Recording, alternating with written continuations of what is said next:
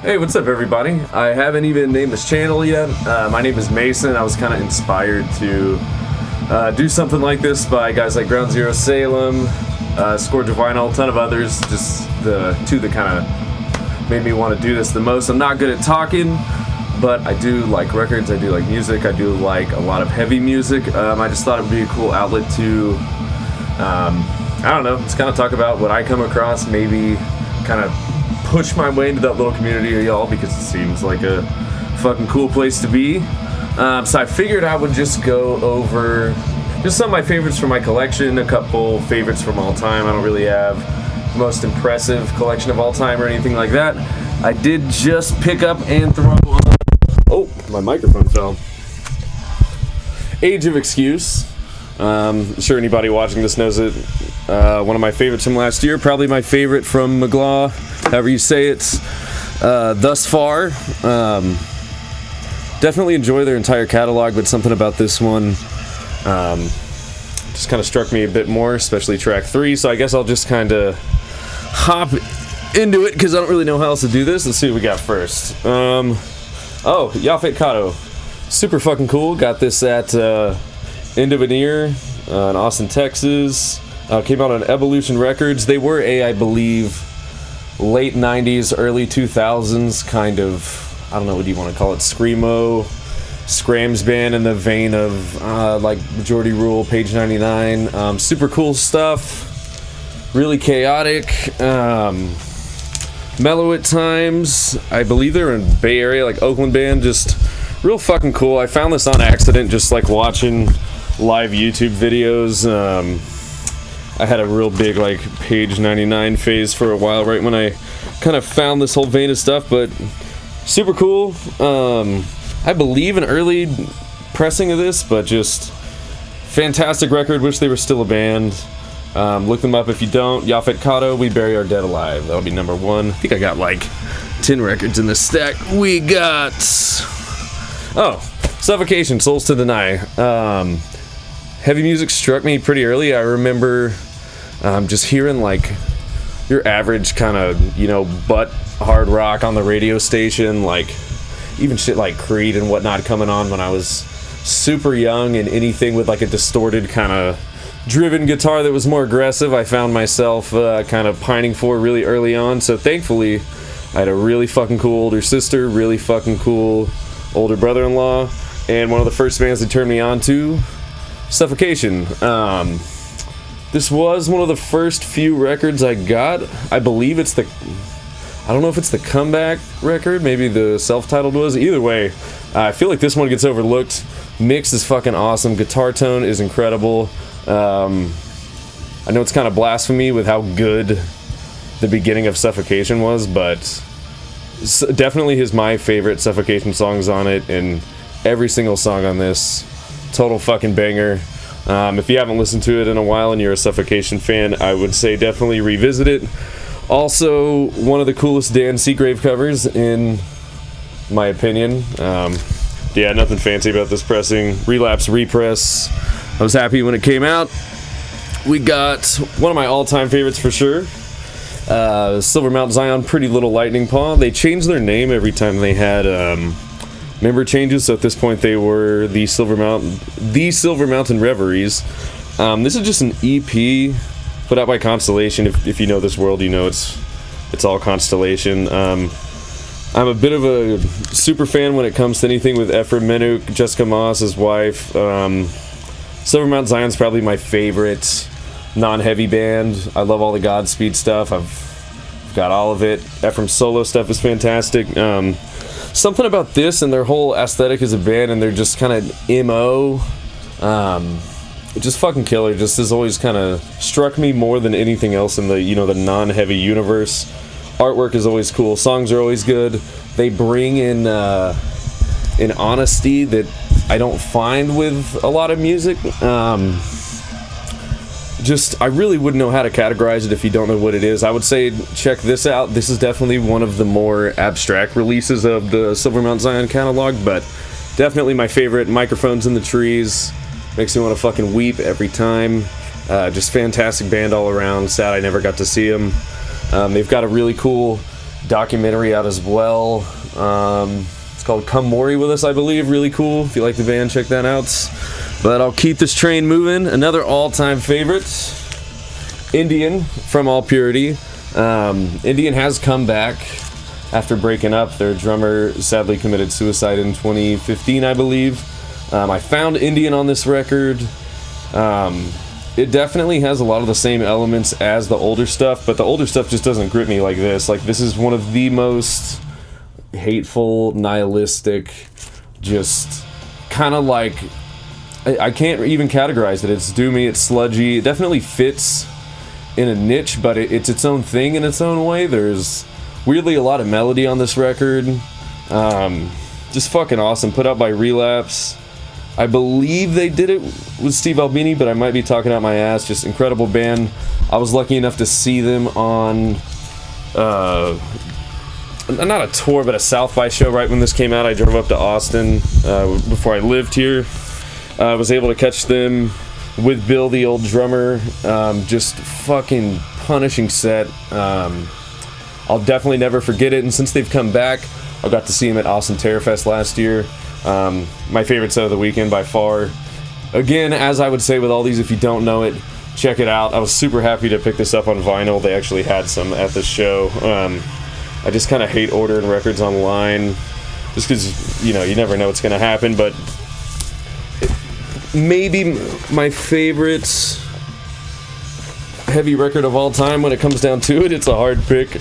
This one's like, I don't know if you can see, kind of like a barely trans, like dark green. Yeah, this, for a long time, this record, it's felt like almost the soundtrack to my adulthood. It seems as I get older, I kind of, you know, just, I get it a little bit more, you know, but let's see what else we got. Oh, cool, my favorite record of 2019, as I'm sure many people had, Lingua Ignota Caligula. Very few things have struck me the way that this does, which I realize that's going to happen in this pile because this is also my favorite shit. But, you know, if you're watching this, you probably heard of her by now. I was lucky enough to find her a couple months after All Bitches Die came out. The Full Hell in the Body guys were posting about how it was one of their favorite records of the year. And I checked it out and just blew me away. It's one of those things where you get kind of like sucked in and almost like obsessed with an artist because there wasn't that much information on her at the time. It made it, you know, kind of gave it the whole mystery, fucking spooky vibe, you know, the kind of, you know, something you don't get often in the internet age because you can find anything out about anybody. And it was cool going back and seeing her whole website and the whole thesis she did, the whole message behind that and the music she wrote to go with it. If you don't know, it's very, I don't know, it almost feels like like an homage to Catholicism while kind of tearing it down at the same time. She's an incredible voice, one of the best I've ever heard. Fragrances, My Many Flowered Crown is one of my favorite songs of all time. This is a record I've probably played 150 times since it came out and still not tired of it. I was super lucky enough to get the clear pressing on the pre-order for this. I would pull it out, but you know what a clear record looks like. I get where a lot of people wouldn't like this. It just did strike me just like nothing else. Just definitely in my top 5 records of maybe ever, definitely at least the last like 5-10 years. Just breathtaking. Been lucky enough to see her a couple times. Incredible performance. I can't describe it. Just one of those things you gotta kind of go see for yourself. So Lingua Ignota Caligula. Let's fucking move on. We got, I believe, the comeback record of Pest. I'm not super keen on Gorgoroth's history, even though they were in an early black metal band for me. But yeah, Quantos possunt ad satanatum trahunt, whatever. I can't fucking say it. Incredible record. I didn't expect to like this as much as I did. Every time I go and listen to Gorgoroth, I would just always throw on, you know, just first couple records, you know, Pentagram, Antichrist. You know, those are great records, super catchy. Just honestly, Timeless Records to me, probably my favorite of that era of black metal. So I was kind of just turned a blind eye to the later stuff and all the fucking Gaul drama. Just kind of made me just put a bad taste in my mouth for the rest of their catalog. But I don't remember how I found this, but I ended up stumbling upon it one day online, and Satan Prometheus is just right out of the gate one of my favorite black metal songs. Just fucking catchy, powerful. It's like what my, the little pathways in my brain were programmed to wait to hear the riff on Satan Prometheus. Just, it's the shit. If you like black metal, if you like Gorgoroth, check it out. Even if you don't like Gorgoroth, maybe this is the one for you. I don't know. Yeah, it came out on Soul Cellar. I just found this used. One of those things that kind of pops out and you pull it off the shelf super quick, almost like someone else is gonna see it and take it from you. Alright, moving on. Let's do... This one's not really a favorite, but a fucking just weird one out of my collection I forgot I had, and I was flipping through my Discogs. This should be Earl Sweatshirt, Some Rap Songs, however, it is not. I really like this record. When it came out, I still listen to it quite often. I'm not a huge hip-hop fan, but I think... I always thought Earl was cool, and this just... I don't know, this just kind of hit me a bit differently. Phenomenal record, but... I went and bought it, real excited, came home, threw it on the turntable, and I started making dinner, and I recognized the first song, I recognized that I didn't recognize the first song, and just let it play. I was like, damn, like I don't even hear Earl on this track. Maybe it's an intro that I skipped listening to it online, like I just couldn't remember, and I ended up like going through every single song listening, and it was some Kendrick Lamar record I'm really not a big fan of, but I googled it and I only saw one entry on a Reddit, and apparently at the plant the Earl record and the Kendrick record, which I think was a repress, was getting pressed at the same time. So it's got Earl labels, Earl packaging, everything, but it's side A and B of a double LP Kendrick Lamar record. So I thought about returning it, but I figured it's kind of a cool thing, I don't know. It'll probably just sit with me until I die one day, unless it appreciates a ton and I could sell it for, $100, $150. I'd even feel bad about doing that, because I don't want to price gouge anybody, but it would be cool to have something that, I don't know, just a weird misprint. Alright, moving on, we got Full of How and Mertzbow collab. Fucking awesome. I liked Full of Hell from the start, but they didn't super grip me until this one.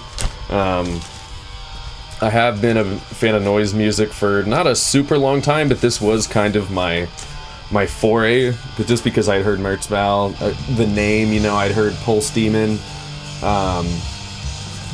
It didn't really grip me at the time, but this record's just absolutely furious. It's kind of a departure from just the average, kind of hardcore, grindcore, whatever you want to call it, thing that Full of Hell was doing before this. Really cool splatter. Yeah, just if you've never given Full of Hell a shot and you're a death metal fan, a fan of things that aren't as, in the public eye, I would say this is a good way to, kind of get your feet wet. Yeah, even though I do like the newer stuff, nothing's really surpassed this for me. Every time I've seen them, it's almost like a lot of their music sounds extremely similar, but it's like, when a song from this, the Mertzbow record comes on, just absolutely fucking furious. Thought I had one more, but I just remembered one I wanted to talk about, so I got this one, and then I gotta go pull one out of the shelf. New Death Soul Omega last year, one of my favorite. Funny enough, I didn't find it until January 2020, so I didn't really think about putting it on a list no one cares about anyway. But yeah, I was just going back through Deathspell catalog. I was like, oh, I didn't even notice they put out a record last year, because I'm not as in tune as I would like to be. And somehow I ended up listening to You Cannot Even Find the Ruins first, and it was just... It's one of those songs that obviously it's not your average Deathspell thing, but just the overall tone of it and his voice, it was just really gripped me, and I think kind of made me get the rest of the record on my first listen of it, because I heard the closing track first. Almost like it, kind of set the tone for what everything was going to be. But I don't know how these guys write songs like this. I don't know how they play their instruments like this. It's absolutely fucking crazy.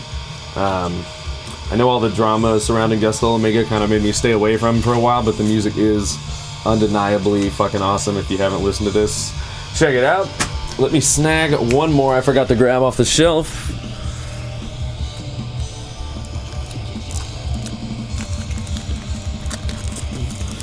Alright, we got Work Death, Nor Bubutanabe Between Windows.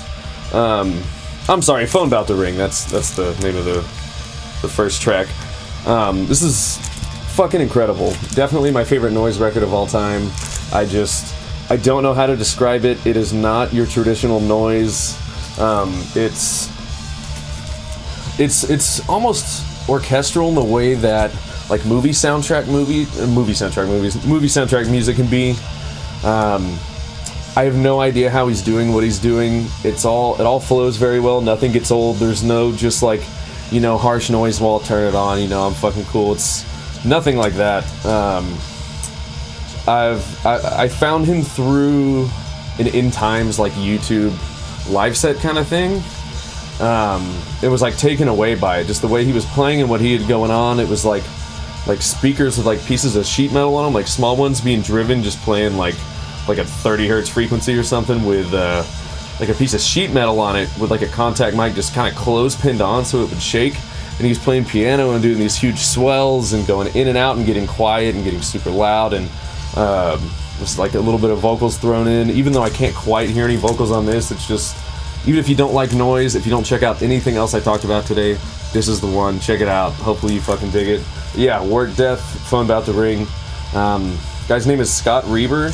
I've found an interview or two about him and a couple just random rave reviews from people that haven't ever seen the light of day. I don't know much about him. I think all his Spotify shit has like under 1,000 plays. I thought this record was going to be super hard to find, and my roommate actually got it for me as a gift. He said it just popped up out of nowhere. Definitely check it out. Like I said, even if you don't like noise, it definitely is its own thing. And even if you don't want to give noise one more shot, I would say give this one more shot. That's all I have to talk about. I'm not good at talking, definitely not good at being in front of a camera. So I'll just close this with a couple random facts about myself. I live in Austin. I'm going to school for audio. I have 2 bands going, one of which we just played our first show Friday. It's just like an ambient noise kind of thing called Sick Leave, not as serious as my other project, just kind of for fun, and we can actually play out. My other band's called Nail Walker. I'll link everything down there if you want to check it out. I have a record almost done. I'm waiting to record drums. I got everything else done. There is a single out on Spotify, Bandcamp, all that shit. Currently, for the record that should be out sometime this year, I don't really know exactly what I'd categorize it as, but my drummer lives in another town. There's only 3 of us. I need to find another person, get a practice space, so it's going to be some time before I can start playing shows with that group. But if you want to check that out, that would be great. If not, no fucking big deal. But yeah, that's about it. Just wanted to thank just kind of everyone I mentioned in the beginning of the video for being a bit of an inspiration to do something like this. I just thought it would be fun to talk about music, because I don't get to super often, or at least not as much as I would like. And yeah, thanks for watching, guys. I appreciate it.